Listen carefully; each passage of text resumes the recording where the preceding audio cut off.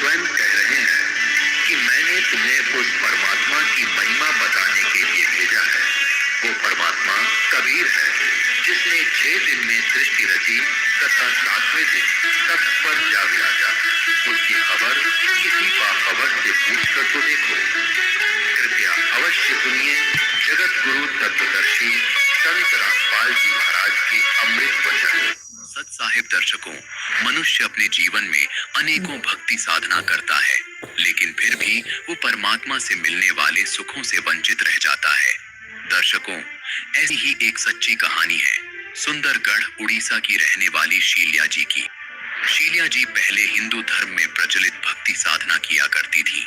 ये उपवास रखती थी और हर नवरात्रि में माता की पूजा भी करती थी, लेकिन फिर भी न तो इन्हें शारीरिक सुख मिला और न ही मानसिक शांति। लेकिन दर्शकों, आज शील्या जी का कहना है कि जब से मैंने संत रामपाल जी महाराज की शरण ग्रहण की है, तब से मेरी जिंदगी की रूपरेखा पूर्णतः बदल गई है। दर्शकों, आखिर क्यों लाखों लोग अपनी पारंपरिक भक्ति साधनाओं को छोड़कर संत रामपाल जी महाराज द्वारा बताई गई भक्ति साधना को अपना रहे हैं और उसे ही सर्वश्रेष्ठ बता रहे हैं? आखिर इसकी सच्चाई क्या है? आइए सुनते हैं शील्या जी की कहानी, उन्हीं की जुबानी। नमस्कार जी। नमस्ते जी। क्या नाम है जी आपका? शील्या दासी। कहाँ से हैं जी आप? सुंदरगढ़ जिला उड़ीसा से हूँ। संत रामपाल जी महाराज से नाम दीक्षा आपने कब ली? अप्रैल 6, 2018 को बंदी छोड़ सदगुरु रामपाल जी महाराज के शरण में आई हूँ।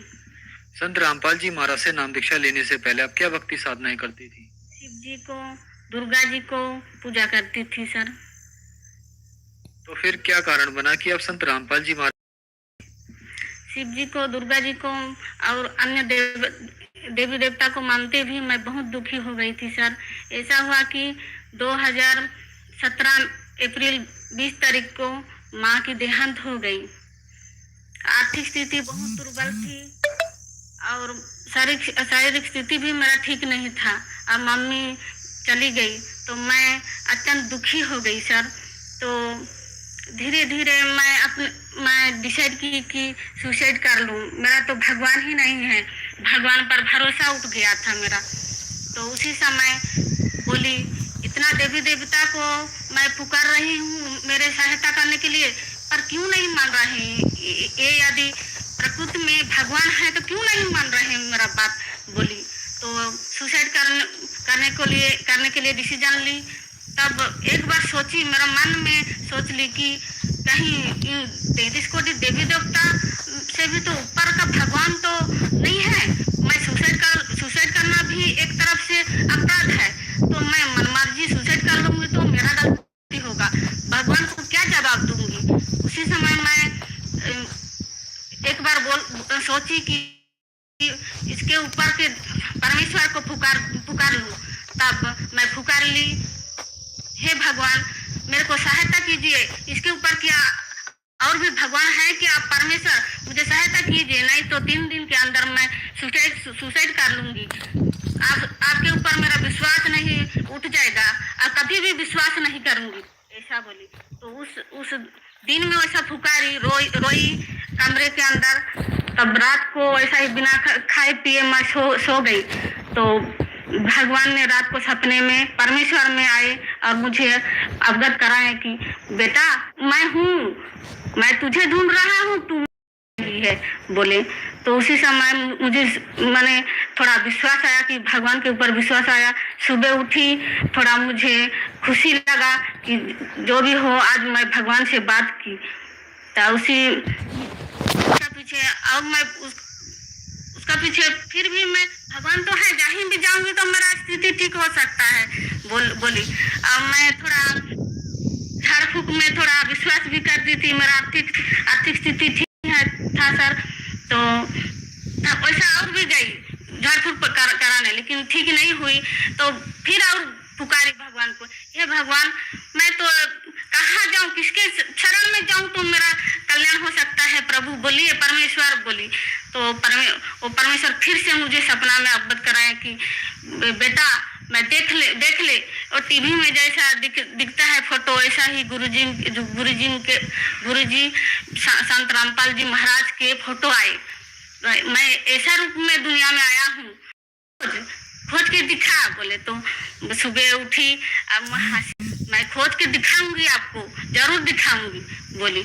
तो सुबह उठी और कुछ काम में उलझन पड़ी थी, ऐसा ऐसा काम करके तब 6-7 बजे उस दिन मैं सोची गुरुजी को, परमेश्वर को मैं जवाब दी हूँ कि मैं भगवान को या अब उनको ढूंढना है मुझे बोली। और मैं एक बार सोच ली कि टीवी में तो गुरुजी सब प्रवचन देते हैं, वही ढूंढ लेती हूँ, कहीं चैनल में मिल जाएंगे वो, मेरा ऐसा सोच आया। तो रिमोट पकड़ी और टीवी में वो चैनल सब लगाते लगाते चैनल लग गया। तो उसमें देखी कि वही जिन फोटो देखी थी परमेश्वर दिखाए थे, वही फोटो में गुरुजी संत रामपाल जी महाराज के फोटो देखकर चकित रह गई। हे भगवान, यही मेरा भगवान है बोल के मैं आश्चर्य हो गई। और मुझे तो जल्द ही जल्द इनके शरण में जाना है, तब मेरा कल्याण हो सकता है, नहीं तो मैं मर जाऊंगी। इतना मैंने मेरा जीवन दुखपूर्ण था, जो अगणित दुख था मेरा जीवन में। तो मैं जाके कल्याण करना चाहती थी। प्रवचन चलते समय पीले पट्टी में जो नंबर आया था, उस नंबर में संपर्क की। पास में नामदान केंद्र था राउरकेला में। राउरकेला से भगत जनों को बोले तो वो लोग पहुंचा दिए मेरे घर को। ज्ञान गंगा पुस्तक मंगाई थी, तो उस ज्ञान गंगा पुस्तक में इतना अमूल्य ज्ञान भी पढ़ा वो परमेश्वर का, तो मैं गदगद हो गई। तुरंत उनके शरण में जाने के लिए डिसीजन ली। मैं 6 अप्रैल 2018 को उड़ीसा राउरकेला में 1-2 डॉक्टरों को दिखाई कि वो सब बोले कि तेरा ऑपरेशन यहाँ हो नहीं सकता है, तुझे कटक बड़ा हॉस्पिटल नहीं तो भुवनेश्वर जाना पड़ेगा बोले। तो मेरा 3rd स्टेज का कैंसर था। यहाँ के पास के डॉक्टरों ने भुवनेश्वर कटक बड़ा मेडिकल को रिफर किया था। तो मैं उस समय गुरुजी को अर्जी लगाई, गुरुजी मुझे पास ही मेडिकल में मेरा ऑपरेशन सक्सेसफुल करा दीजिए बोली। तो गुरुजी आदेश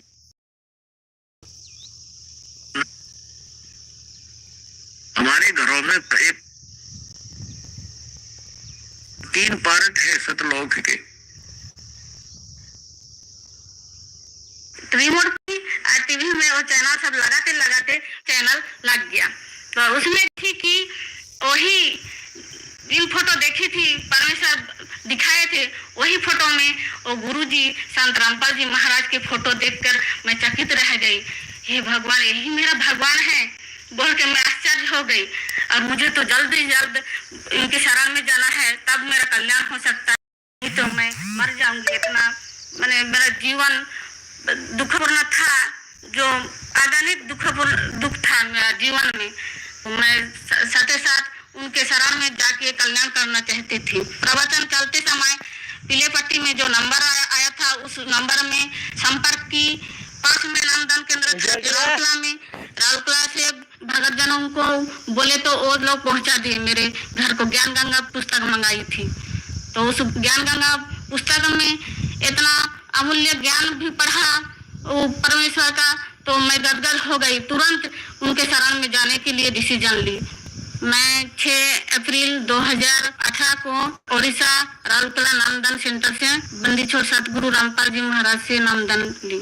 संत रामपाल जी महाराज से नाम दीक्षा लेने के बाद क्या आपको लाभ भी मिले? सर, आर्थिक लाभ, मानसिक लाभ, आध्यात्मिक लाभ सब कुछ मिले। सर, मेरा पेट में ट्यूमर था। मैं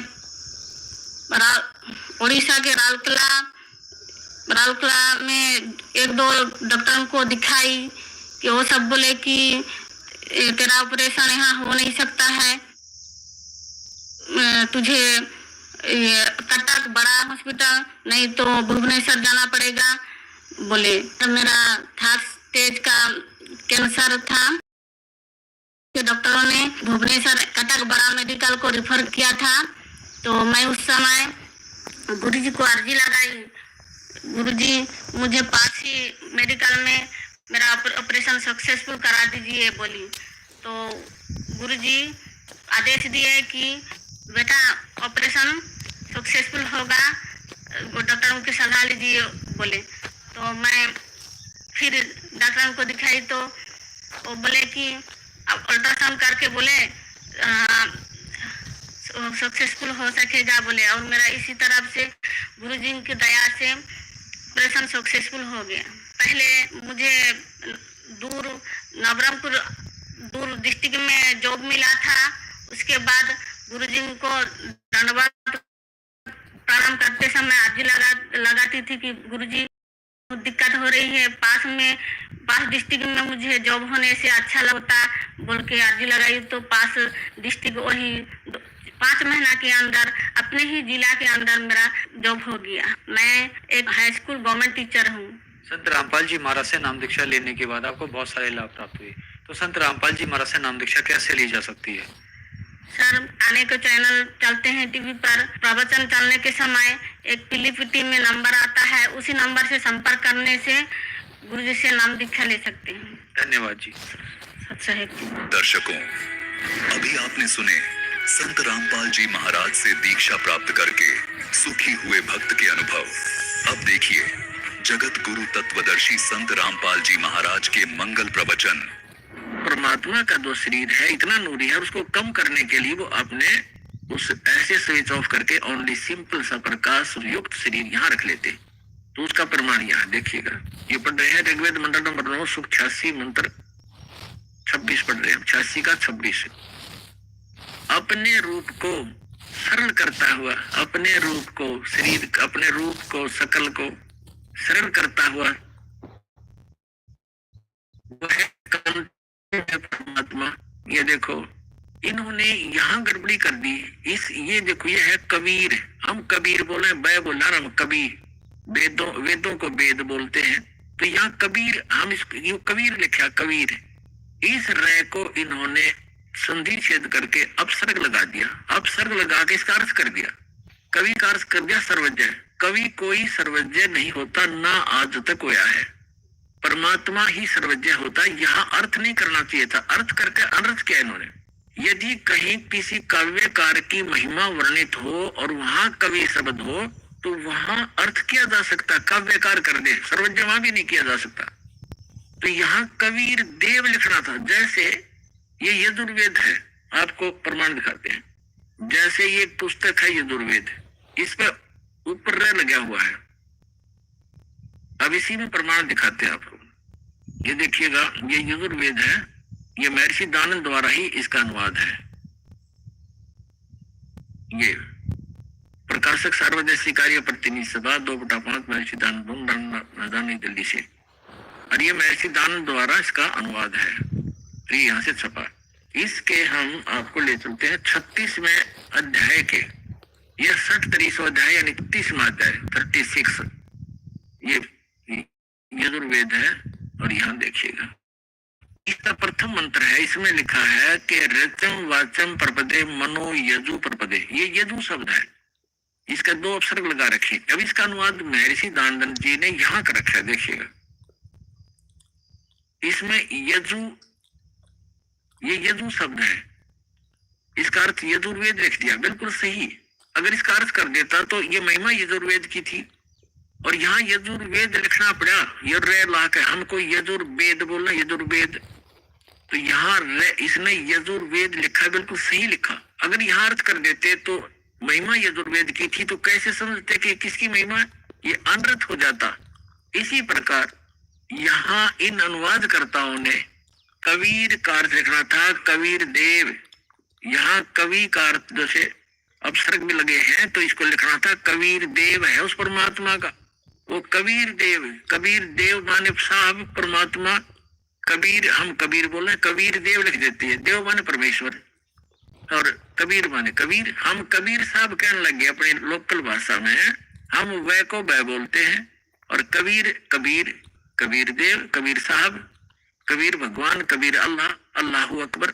वेदों में उसको कबीर देव, अपनी मातृभाषा में वैसे लोकल लैंग्वेज में कबीर साहब, और कुरान शरीफ के अंदर उसको अल्लाहू अकबर यानी अल्लाह कबीर कहा है।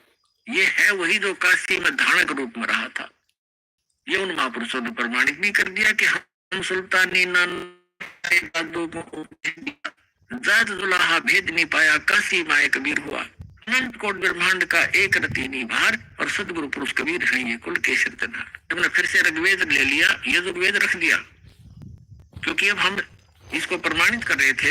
ऋग्वेद मंडल नंबर 9 सूक्त 86 के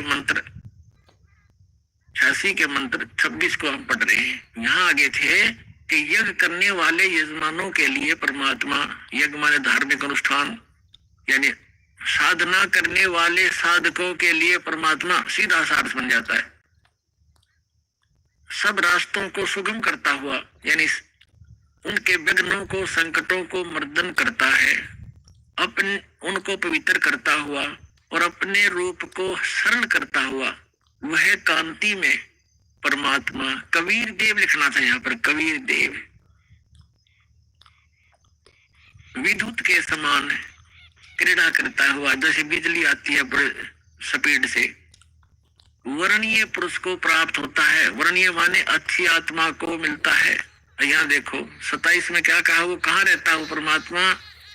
जो परमात्मा ध्रुव लोक के, यानी तेजो में लोक के तीसरे पृष्ठ पर रहता है, तीसरे पृष्ठ पर विराजमान है। ठीक है, अब यहाँ दो कंसेप्ट तो कति क्लियर हो गए। वो परमात्मा ऊपर के लोक में रहता है, ध्रुव लोक के यानी तेजो में लोक के भी तीसरे स्थान पर, वहां 3 पार्ट है सतलोक के। ऊपर के जितने लोक हैं उनको 3 विभागों में बांटा हुआ है, तो उनके सबसे ऊपर के लोक में बैठा हो परमात्मा। और वहां से अब आगे दिखाते हैं, बिजली जैसी गति से आता है, जैसे बिजली सेकंड में पहुंच जाती है और अच्छी आत्माओं को मिलता है और वो वहां ऊपर रहता है। और अब देखो ऋग्वेद मंडल नंबर 9 सूक्त 82 का मंत्र 1 दिखाते हैं, 1 और 2 आपको स्पष्ट कर देगा। ये देखिएगा, ऋग्वेद मंडल नंबर 9 सूक्त 82 और मंत्र नंबर इसका यहाँ 82 यहाँ से शुरू होता है। इसका मंत्र 1 है, ये रहा। इसमें है कि वो अमर परमात्मा, सोम माने सर्वोत्पादक प्रभु, सबकी उत्पत्ति करने वाला परमात्मा, प्रकाश रूप सद्गुणों की वृष्टि करने वाला, पापों का हरण करने वाला। महर्षि दानव कहता भगवान पाप नाश नहीं करता, आयुर्वेद कहते हैं पापों का हरण करने वाला, नाश करने वाला। राजीव, राजा के समान राजीव। ये देखना, हम 269 पृष्ठ पढ़ रहे, नितिन कहेंगे दूसरा पृष्ठ बदल गया होगा। अब 270 में दिखाते हैं आपको, ये 270। राजा के तो उधर पढ़ दिया समान, राजा के समान दर्शनीय है, दसम देखने जोगा है, राजा के समान है देखने में। पृथ्वी आदि लोक लोकांतरों के चारों ओर शब्दमान हो रहा है। वह है वर्णीय पुरुष को, अच्छी आत्मा, अच्छे भगत को, अच्छे व्यक्ति को, जो दृढ़ भक्त है, जो दृढ़ भक्त है, जो पक्के भक्त है, उनको पवित्र करता हुआ प्राप्त होता है, उनको मिलता है। जिस प्रकार विद्युत आकाशीय बिजली स्नेह वाले स्थानों को आधार बनाकर प्राप्त होता है, जैसे पहले वर्षा के दिनों में हमारे घरों में एक काशी दासी, उसके थाली बेले गिलास कटोरे हुआ करते थे। और हमारी दादी जी कहा करती थी हमारी माताओं से, चाची ताइयों से, कि बाहर जो थाली रखी होती, बेले रखे होते काशी के, कहा करती इनको अंदर रखो, क्योंकि काशी की धातु पर, थाली पर बिजली गिर जाती है आकाश की, क्योंकि उसका अट्रैक्शन होता है। तो यहाँ यही कहा है, वेद बता रहे हैं कि वो परमात्मा अपने उन पुण्य आत्माओं को ऐसे आधार बनाकर प्राप्त होता है, उसका अट्रैक्शन होता है उन अच्छी आत्माओं, दृढ़ भक्तों में।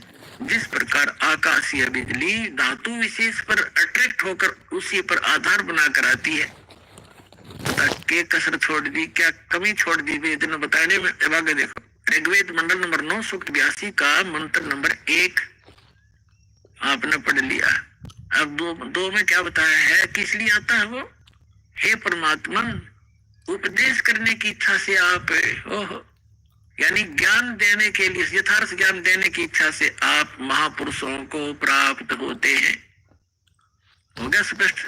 यही स्पष्ट करना था कि जैसे आकाशीय बिजली आती है, गतिशील होकर के यहाँ आते आप। और देखो ऋग्वेद मंडल नंबर 9 सूक्त 82 का मंत्र नंबर 3 में क्या कहा है, पवित्र यज्ञों में रक्षा से आप प्राप्त होते हैं, पृथ्वी आदि लोकांतरों में गति करते हुए, सर्वव्यापक नहीं, आप है गति करते हुए, ये गलत लिखा है, इन्हें अपनी सोच थोड़ी अड़ाई है। आप माने आप स्वयं गतिशील होकर विराजमान होते हैं।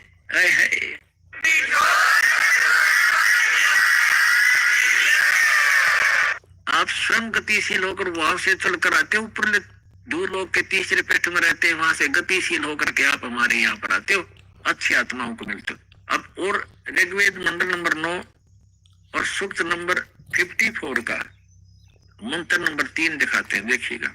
ऋग्वेद मंडल नंबर 9 सूक्त 54 का और मंत्र नंबर 3, इसमें लिखा है कि सूर्य के समान जगत प्रेरक वह यह परमात्मा सोम स्वभाव वाला और जगत प्रकाशक है, और सब लोगों को पवित्र करता हुआ भुवनो ऊपरी तिष्ठति, भुवनो ऊपरी तिष्ठति, संपूर्ण ब्रह्मांडों के ऊर्ध्व भाग, ऊपर के भाग में भी नहीं, वहां वर्तमान है, वहां रहता है, भी तो ऐसा आता ही नहीं, वहां रहता है अपने आत्माओं।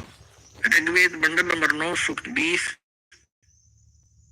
और मंत्र नंबर 1 में क्या बताया है, ऋग्वेद मंडल नंबर 9 सूक्त 20 मंत्र 1 में वह परमात्मा, यहां लिखना कबीर देव, ये कवि नहीं, ये कबीर देव है, ये ऊपर लिखा कबीर देव, इस रे को इन्होंने यहाँ कबीर लिख रहा था, कबीर देव, वो कबीर परमेश्वर मेधावी, यार कबीर परमेश्वर है, वह परमात्मा कबीर देव है, कबीर परमात्मा वह कबीर देव है जो सबका रक्षक है, विद्वानों की तृप्ति के लिए ज्ञान को देता है।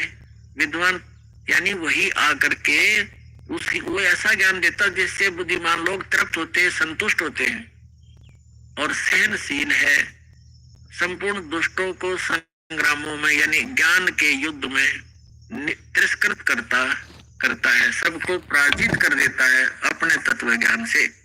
अब आज इतना ही इन सदग्रंथों से हमने लेना था। अब दास सुनाएगा।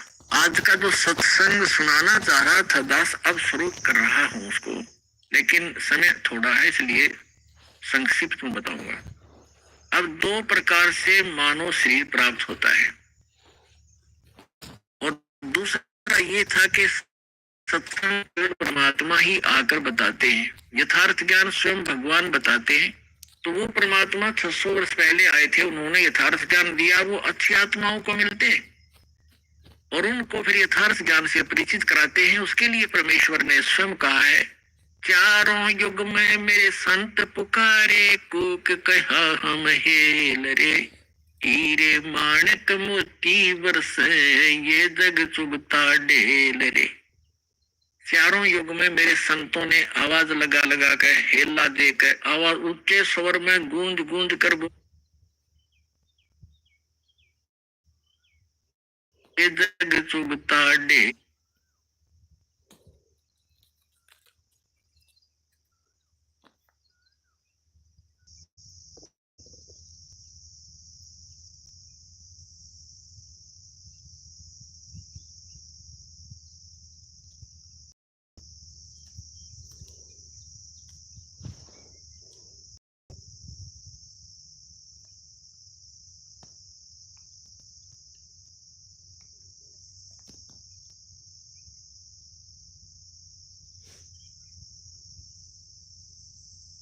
रे, चारों युग में मेरे संतों ने आवाज लगा लगा कर, हेला देकर, आवाज ऊंचे स्वर में गूंज गूंज कर बोला है।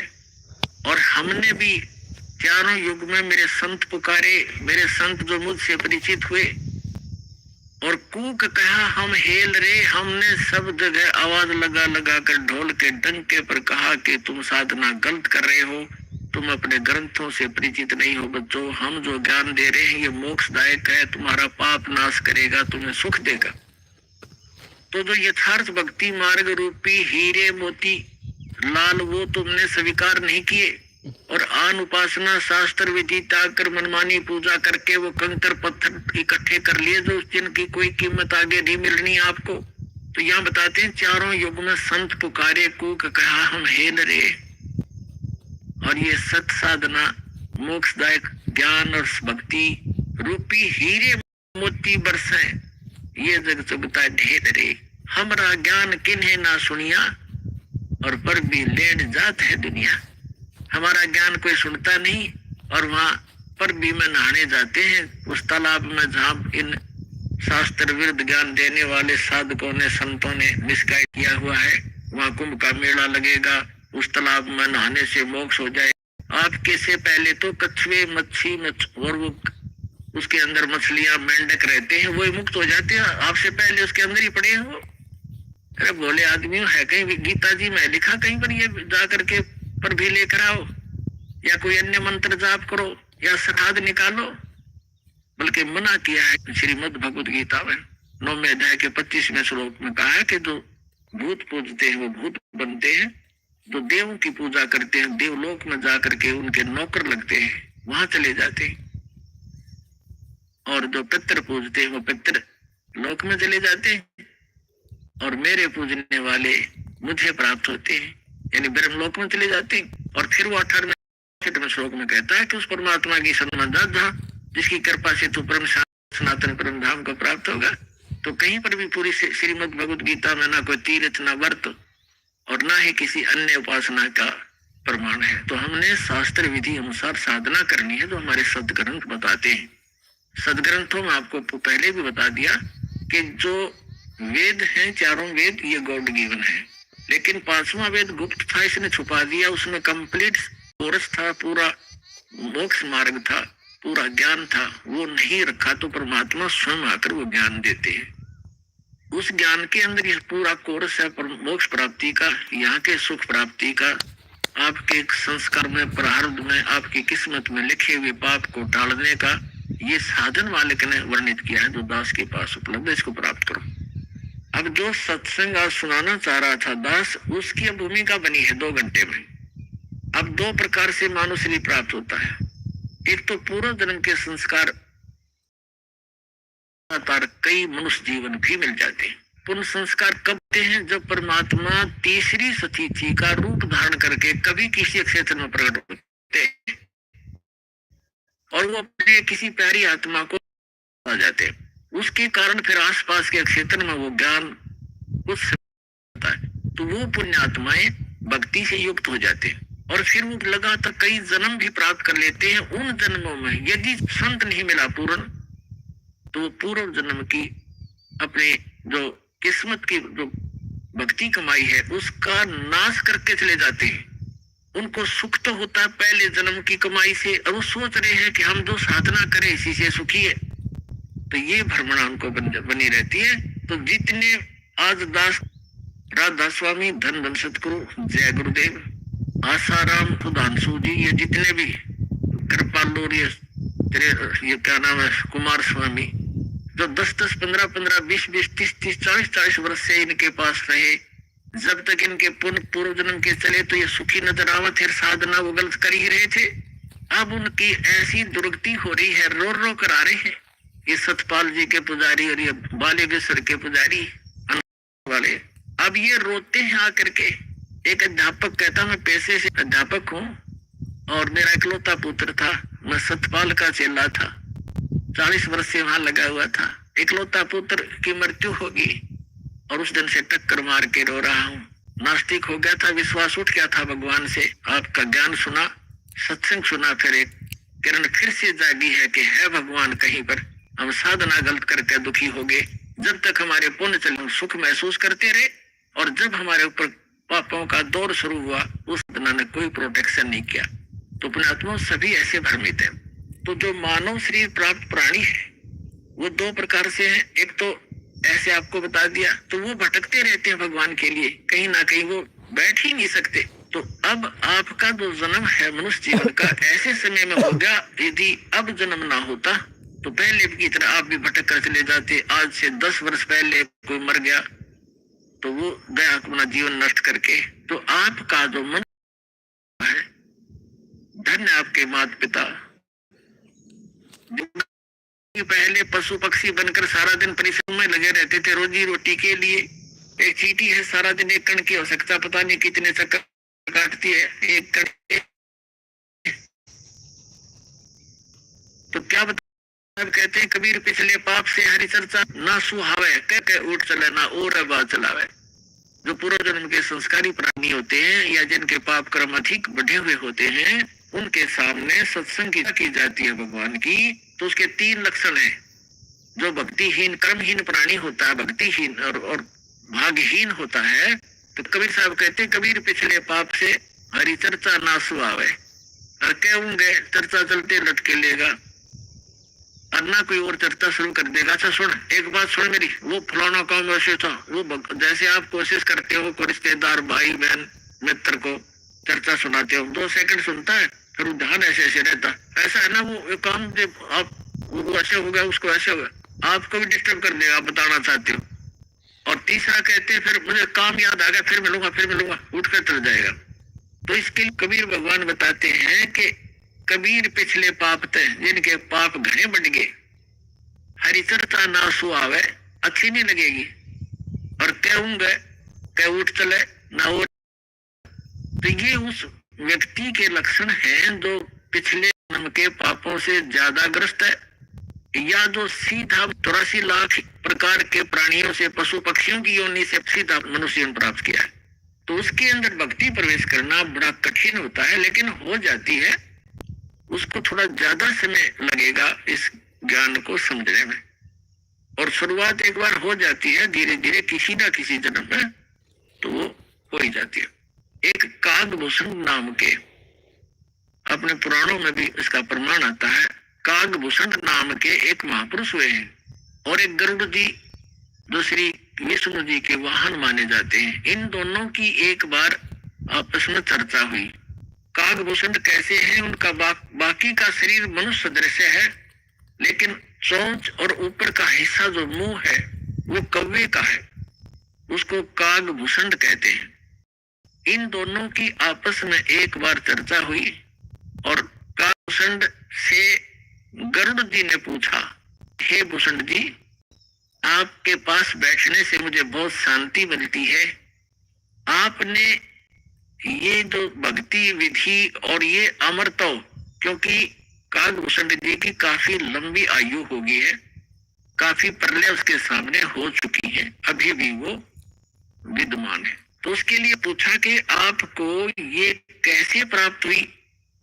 तब कागभूषण ने कहा कि एक लंबी कहानी है गुरु जी, मैं एक बार 20 वर्ष की उम्र थी मेरी, और एक भयंकर अकाल गिर गया। हम भाई बहन थे, मेरे से छोटे मेरे भाई बहन थे। अकाल के दौरान वो भूख सहन नहीं कर सके, उनकी मृत्यु होगी, मेरे माता पिता की भी मृत्यु होगी, वो भी भूख सहन नहीं कर सके। मैं युवा था, जिस कारण से मैं उस अकाल को झेल कर माता पिता परिवार के नाश होने के बाद उस क्षेत्र को छोड़कर मैं अवंतिका नगरी में चला। वहां अकाल नहीं था। उससे पहले मेरे असंग चले गए, मनुष्य जीवन मैंने बर्बाद कर दिए, कभी मैंने भक्ति नहीं की, क्योंकि वो पिछले जन्म मुझे अब मेरी दिव्य दृष्टि खुल जाने से नजर आ रहे हैं कि पिछले मानव शरीर मैंने कैसे बर्बाद किए थे। तो बता रहा कि पिछले जन्म मैंने बहुत नाश कर दिए, और एक जन्म जो मेरा हुआ, माता पिता मर गए भूख से तड़प कर, मेरे भाई बहन मर गए भूख से तड़प कर। ऐसी खिली फुलवाड़ी थी हमारे घर की, सारे भाई बहन खुशी खुशी रहते थे, और एक वर्ष में ऐसी जुल्म गिर गया, ऐसा कहर टूट गया, हमारा नाश हो गया। मैं सोचने पर विवश हो गया कि ये क्या जीवन है। कल तक हम कैसे खुशी मंगल से रहते थे, प्यार करते थे, कहाँ गए आज मैं टक्कर मार लिया, रो लिया, सारा कुछ कर लिया, वो मिल नहीं रही। ये खाक जीवन है, कहाँ रह रहा हूं मैं। ऐसे करते करते एक मंदिर के अंदर एक पंडित जी भगवान शिव का पुजारी था, मैं वहां चला गया, उसको अपना दुख रोया। दयालु था ब्राह्मण, मुझे सीने से लगा और कहा, बेटा यहाँ ऐसे ही कहर गिरते हैं, आप भक्ति कर लो, स्वर्ग में चले जाओगे, वहां दुख नहीं है। ब्राह्मण को ज्ञान स्वर्ग तक का ही था और कहा बेटा तू दीक्षा ले, बिना गुरु बनाए बगैर मोक्ष नहीं होता। अब काकभूषण बता रहा है कि मेरे इतने पाप थे, पापी के पिछले जन्म जन्म के कभी भक्ति शुरू नहीं करी थी। मेरे अंदर भक्ति प्रवेश करने में 6 महीने लग गए, लगातार संत के साथ रहने में। अब 6 महीने में मंदिर में रहा, रोज उनकी कथा सुनता, वचन सुनता, पर नाम लेने की इच्छा कभी मैंने व्यक्त नहीं की। गुरुजी कहते महात्मा जी के बेटा दीक्षा ले ले। मैं कान्ना पे टाल जाता, ना हाँ कहता ना कहता। और दीक्षा उसी को प्रफुल्लित होती है जो सब इच्छा से अपनी लगन से प्राप्त करता, जबरदस्ती नाम काम नहीं करता। तो पंडित जी ने इसलिए उसको जोर नहीं दिया। 6 महीने के बाद कहता लगातार सत्संग सुनने के बाद मुझ पापी के कुछ पाप नरम हुए और तब मैंने दीक्षा प्राप्त की। दीक्षा प्राप्त करके कुछ दिनों के बाद फिर मेरे अंदर एक बकवाद भागी, जो गुरुजी कथा सुनाया करते हो मुझे भी याद होगी। मैं युवा था, गुरुजी वृद्ध हो गए थे, मेरी आवाज में कसक थी। जितने भी श्रोता थे अब मेरी तरफ आकर्षित हो गए और कहने लगे हो आप तो गुरुजी से भी बढ़िया ज्ञान सुनाते हो। अपने आत्मा यहाँ मार खाता प्राणी, इस ज्ञान को सुनकर कोई वक्ता बन बैठेगा 10 उसके प्रशंसक हो जाएंगे। अब ज्ञान पुराणों का था, बढ़िया लग गया। तो यहाँ मार खाते श्रोता भी और भक्त भी मार खाते, मान बढ़ाई छा जाती है, सबसे बड़ी दुश्मन है जीव की।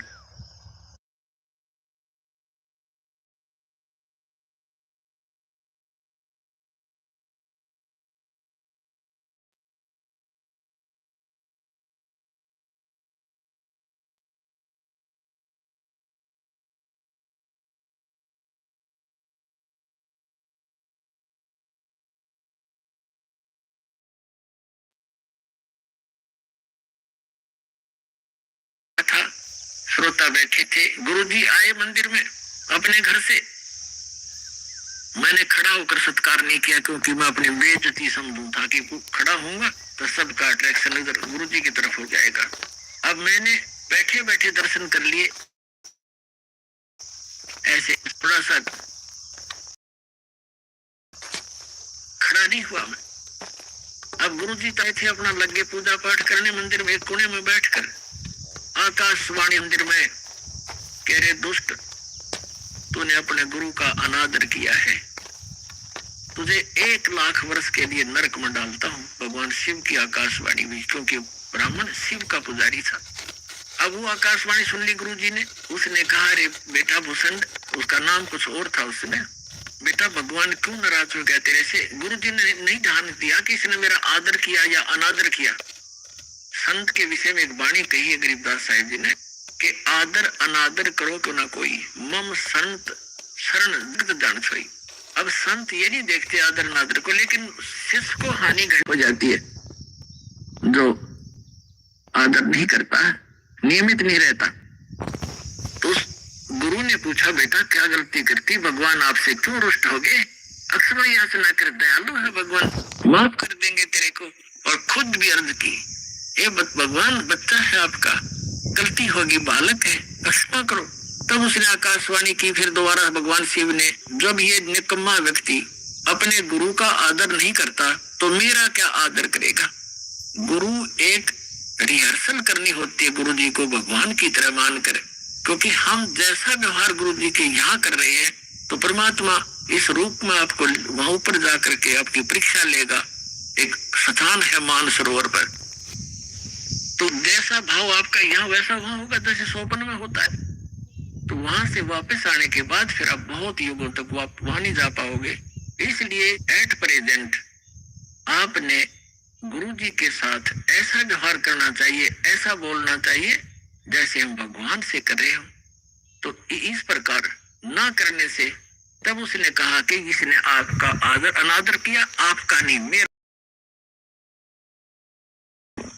फिर काफी समय तक हाथ जोड़े रहा। ब्राह्मण आपका बच्चा है, बख्श दो दाता, बालक है, गलती होगी, अरे तो भी मांग माफी, बच्चे मांगी माफी मांग।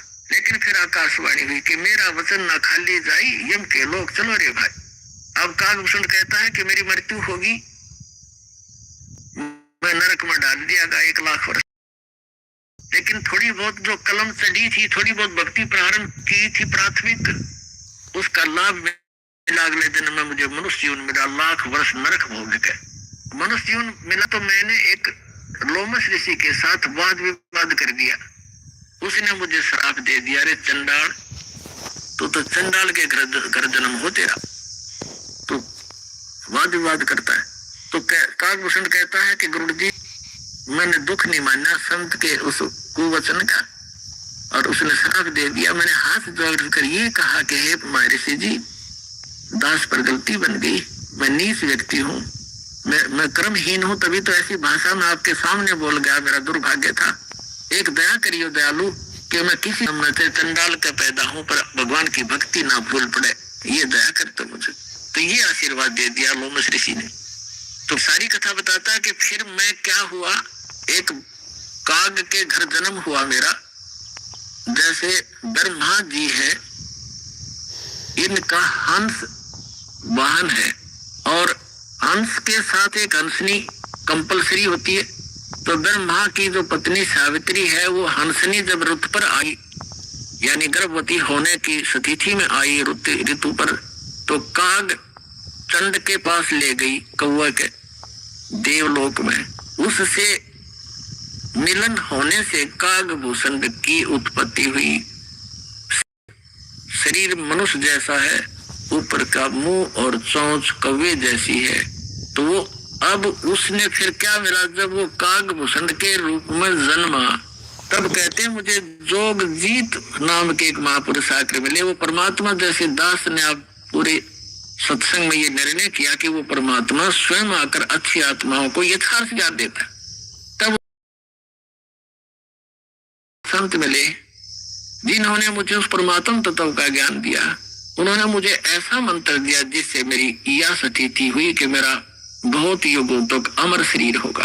अब काकभूषण की भी मृत्यु होगी, क्योंकि अब ये समय है, इस समय में जब काकभूषण का जन्म होता तो मोक्ष हो सके था। अब जो प्रसंग आज का चल रहा है कि दो प्रकार से मानव शरीर प्राप्त है। आप जो परमात्मा के लिए भटक रहे थे और यहाँ आ गए, आप बहुत पुण्यकर्मी प्राणी हो।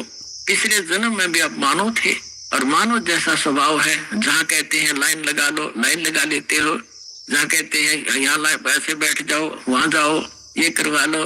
तो क्योंकि आप सभ्य हो, और ऐसे व्यक्तियों को शीघ्र ही ज्ञान प्राप्त हो जाता है, शीघ्र ही ढल जाते हैं जैसे संत ढालना चाहता है। आपके मैल घने नहीं थे, और जो मैला कपड़ा ज्यादा होता है, धोबी को उसको ज्यादा प्रयत्न करना पड़ता है, साफ वो भी हो जाएगा। तो इस प्रकार स्थिति है। जो दूसरी टाइप के व्यक्ति हैं उनके ऊपर भी रजा होगी, क्योंकि जगह जगह भगवान की चर्चा चल रही है, टीवी चल रहे हैं, एक ही घर में 4 सदस्य हैं, 3 ने नाम ले दिया, एक सुनता भी नहीं। तो वो मनुष्य योनि से आया हुआ प्राणी नहीं है, कोई पूर्व संस्कार से जुड़ गया। लेकिन धीरे धीरे जब सारे परिवार लग रहा है, परमात्मा की वाणी चलती है, उस पर उस वाणी का भी असर होगा, और आज पूरा विश्व परमात्मा के चरणों में एक बार आएगा, और सबका कल्याण होगा, चाहे किसी प्रकार जन्म हुआ हो।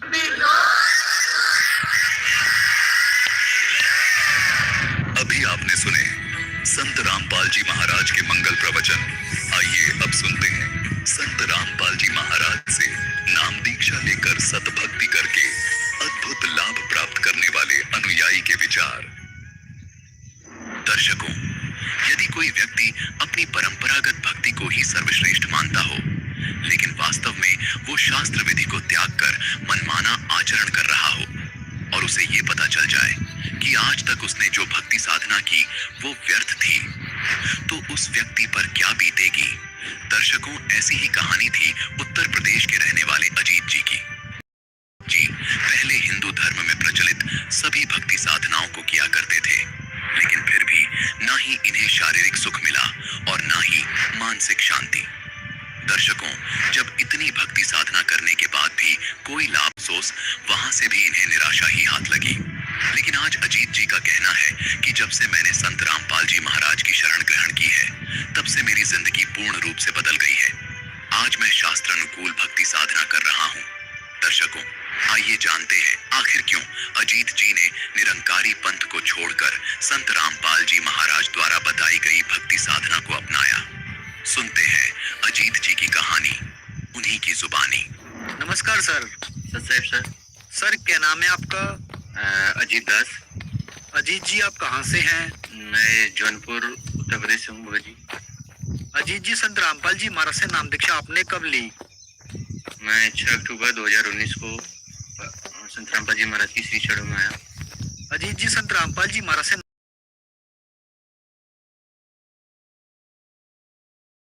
निरंकारी मिशन से था। सन 2000 से लेके 2019 तक मैं निरंकारी मिशन में जो है सत्संग वगैरह में जाता था, वहाँ से नाम दीक्षा भी लिया था। सर आपने बताया कि आप निरंकारी पंथ में लगभग 19 साल तक रहे, तो फिर संत रामपाल जी महाराज की शरण में आने का क्या कारण बना? सर संत रामपाल जी महाराज की शरण में आने का दास को ऐसे कारण बना, दास जो है भूत प्रेतों से बहुत दुखी था और आर्थिक रूप से भी दुखी था। तो मैं सोचा कि और फिर उसके बाद मेरी जो पत्नी है, पत्नी के ऊपर भी भूत आते थे और दास जो घर में सोता था वहाँ पे भूत प्रेत जो है मुझे आगे दबाते थे। रात को 12-1 बजे 3 बजे कभी भी दबा देते थे, अकेला सोता था।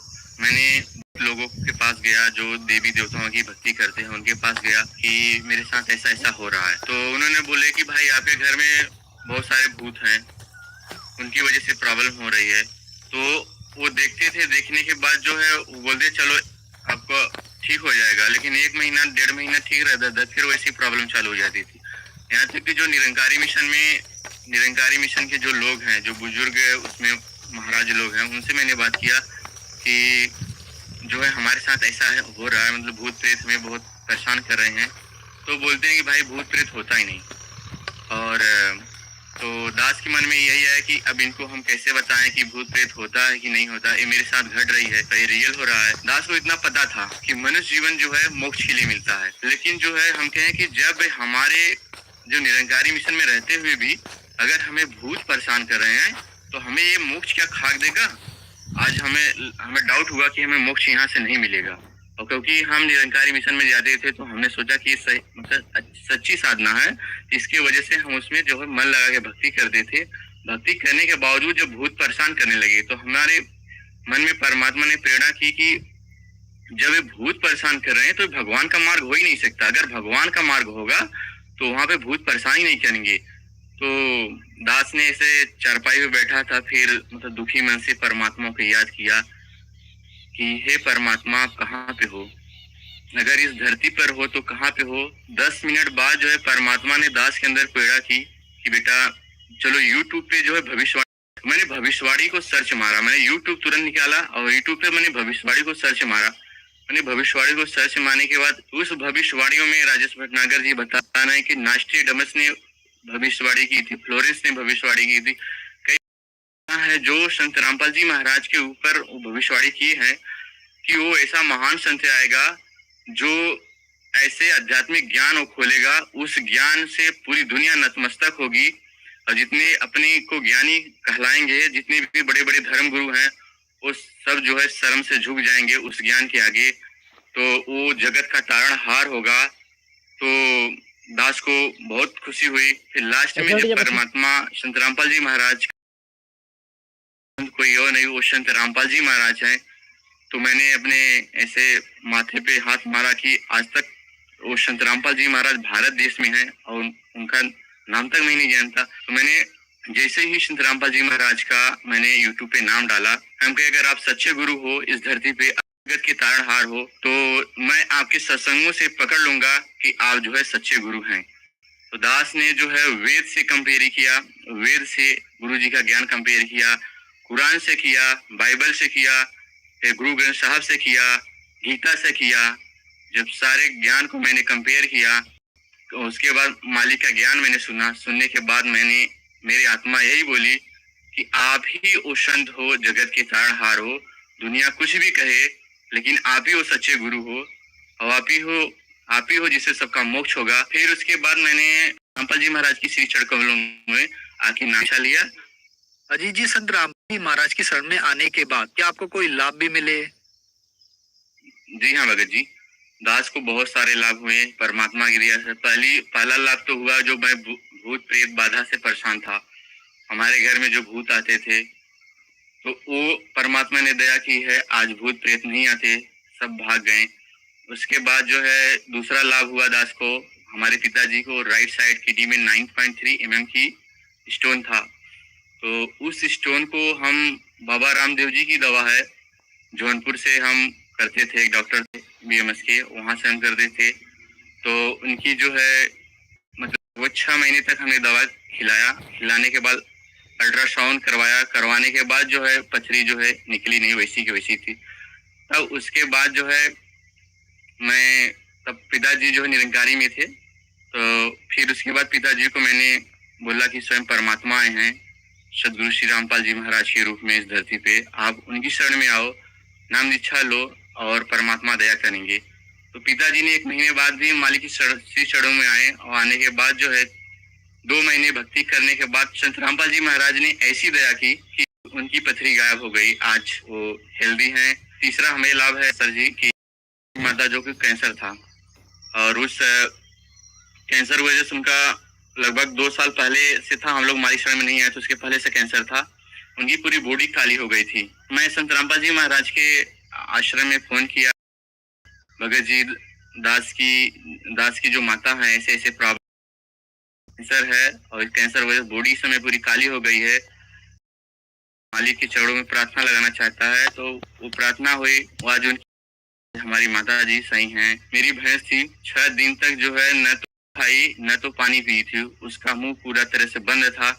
और उसके बाद जो है वो जो डॉक्टर थे भैंस के, उस डॉक्टरों ने बोला कि हमारे बस की बात नहीं है और इस भैंस को सिर्फ परमात्मा बचा सकते हैं, भगवान ही बचा सकते हैं और आपकी नसीब के ऊपर बचा सकता है।